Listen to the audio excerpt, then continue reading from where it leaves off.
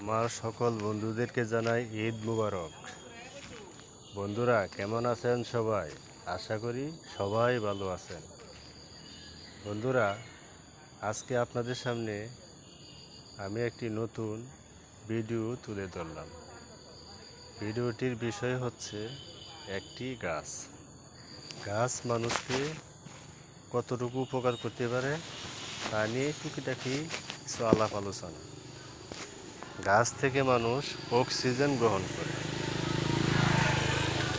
এবং এই অক্সিজেনবিহীন মানুষ বাঁচতে পারবে না। তেমনিভাবে গাছ মানুষের কাছ থেকে কার্বন ডাইঅক্সাইড গ্রহণ করে, আর এই কার্বন ডাইঅক্সাইড ছাড়া গাছ বাঁচতে পারবে না। তাছাড়া গাছ মানুষের অনেক উপকারে আসে, আসবাবপত্র